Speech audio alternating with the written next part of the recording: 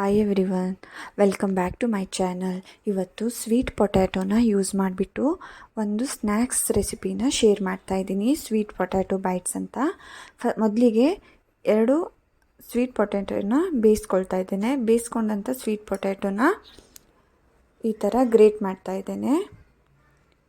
ಚೆನ್ನಾಗಿ ಗ್ರೇಟ್ ಮಾಡ್ಕೊಳ್ಳಿ.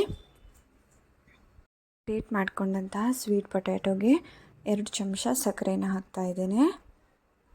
ಹಾಗೆ ಸ್ವಲ್ಪ ಪೆಪ್ಪರ್ ಪೌಡರ್ನ ಹಾಕ್ತಾಯಿದ್ದೇನೆ. ಹಾಗೆ 2 ಸ್ಪೂನು ಮೈದಾ ಹಿಟ್ಟು, ಹಾಗೆ 2 ಸ್ಪೂನು ಕಾರ್ನ್ಫ್ಲೋರ್ ಹಿಟ್ಟನ್ನ ಹಾಕ್ತಾಯಿದ್ದೇನೆ.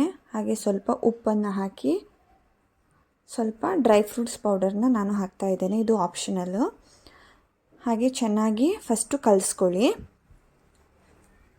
ಕಲಿಸ್ಕೊಂಡಾದ್ಮೇಲೆ ಇದಕ್ಕೆ ಸ್ವಲ್ಪ ಹಾಲನ್ನು ಹಾಕಿಬಿಟ್ಟು ಚೆನ್ನಾಗಿ ಕಲಸಿ ಒಂದು ಸಾಫ್ಟ್ ಟಫನ್ನು ರೆಡಿ ಮಾಡ್ಕೊಳ್ಳಿ.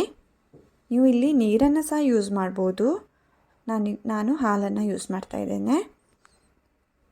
ಒಂದು ಸಾಫ್ಟ್ ಟಫನ್ನ ರೆಡಿ ಮಾಡ್ಕೊಳ್ಳಿ. ಇದನ್ನು 5 ನಿಮಿಷ ಹಾಗೆ ಸೈಡಿಗೆ ಇಟ್ಟಿರಿ.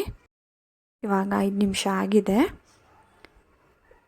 ಇವಾಗ ಇದನ್ನು ರೌಂಡ್ ಶೇಪಲ್ಲಿ ಕಟ್ ಮಾಡಿಬಿಟ್ಟು ಒಂದು ರೌಂಡ್ ಶೇಪ್ನ ಕೊಡ್ತಾಯಿದ್ದೇನೆ.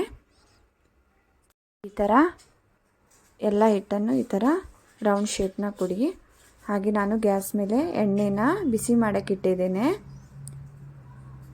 ಇದನ್ನು ಎಣ್ಣೆಯಲ್ಲಿ ಬಿಟ್ಟು ಲೋ ಫ್ಲೇಮಲ್ಲೇ ಇರಲಿ.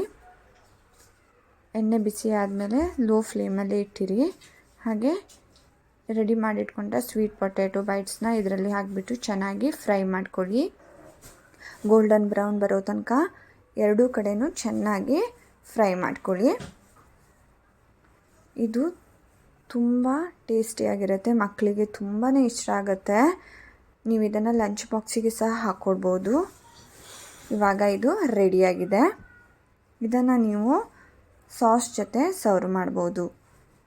Thank you for watching. ಧನ್ಯವಾದಗಳು.